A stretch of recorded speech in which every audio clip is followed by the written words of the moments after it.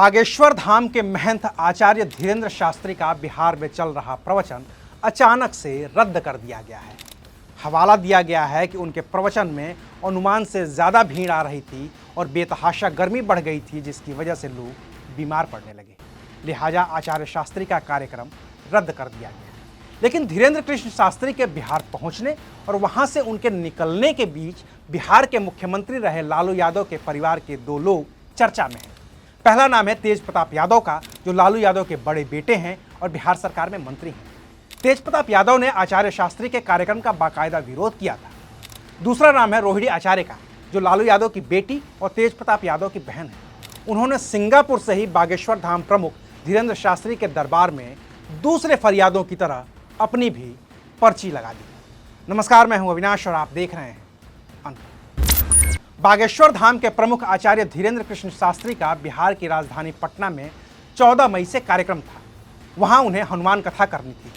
इसके लिए वो 13 मई को ही पटना पहुंच गए थे। लेकिन उनके बिहार दौरे को लेकर लालू यादव के बड़े बेटे और बिहार सरकार में मंत्री तेज प्रताप यादव ने मोर्चा खोल दिया था और कहा था कि अगर बाबा हिंदू मुस्लिम करने बिहार आ रहे हैं तो वो एयरपोर्ट पर ही घेर लेंगे।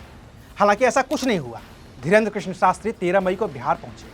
बोले कि वो यहाँ हिंदू मुस्लिम करने नहीं आए हैं, बल्कि हिंदू हिंदू करने आए हैं। और फिर 14 मई से उनकी रामकथा शुरू हो गई। राम जी के काज को करके हनुमान जी ने अपने बल का सदुपयोग किया। इस बीच 14 मई की रात को ही लालू यादव की बेटी रोहिणी आचार्य ने एक ट्वीट कर दिया। वो सिंगापुर में रहती है और ट्वीट उन्होंने वहीं से किया। लिखा कि पर्ची वाले बाबा से यही हमारी विनती है, बिहार के विशेष राज्य के दर्जे की मांग हमारी करनी पूर्ति है। हालांकि इससे पहले रोहिणी आचार्य ने आचार्य धीरेन्द्र शास्त्री की आरती करते बीजेपी नेताओं की तस्वीर के साथ एक और ट्वीट किया था और कहा था कि आरती उतारो, इनका आरती उतारो, 2024 के चुनाव का यही मुद्दा बनाओ, महंगाई भ्रष्टाचारी से मुंह मोड़ जाओ, दंगाई बनकर बिहार में जीत का फॉर्मूला सेट कर जाओ। इसके बाद रोहिणी आचार्य ने बिना नाम लिए धीरेन्द्र शास्त्री को भी निशाने पर लिया था और कहा था कि हाँ, आरती से याद आया, वोटों के लालच में आसाराम को भी इन लोगों ने पूजनीय घोषित करके करोड़ों हिंदुओं की आस्था से खिलवाड़ किया।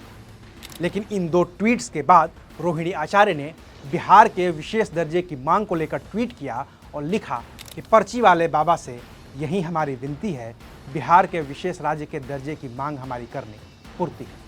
अब वो पूर्ति तो बाबा नहीं कर सकते हैं। बाकी बाबा का प्रवचन भी जो 5 दिनों का था, वो 1 दिन में ही बंद हो गया है। और हाँ, बाबा ने कह दिया है कि दिव्य दरबार में कोई अनहोनी ना हो जाए, इसकी मुझे शंका है। भीड़ और गर्मी ज़्यादा है, इसे देखते हुए दिव्य दरबार को विराम देना पड़ेगा। अगली बार जब आएंगे तो दिव्य दरबार लगाएंगे। आचार्य धीरेन्द्र शास्त्री ने यह भी कहा है, जो जहाँ है वहीं रहे, घर पर ही टीवी यूट्यूब के माध्यम से कथा का श्रवण करें, कथा सबके कल्याण के लिए। तो कुल मिलाकर बागेश्वर धाम के प्रमुख को लेकर बिहार की राजनीति में जो आरजेडी बनाम बीजेपी हुआ था और जिसमें बीजेपी के कद्दावर नेताओं को आचार्य धीरेन्द्र कृष्ण शास्त्री की आरती करते हुए देखा जा सकता था और जिस पर आरजेडी तंज कसती जा रही थी, वो अब खत्म हो गया है। इसलिए हम भी अभी आपसे लेते हैं विदा। शुक्रिया, आप देख रहे थे अनकट।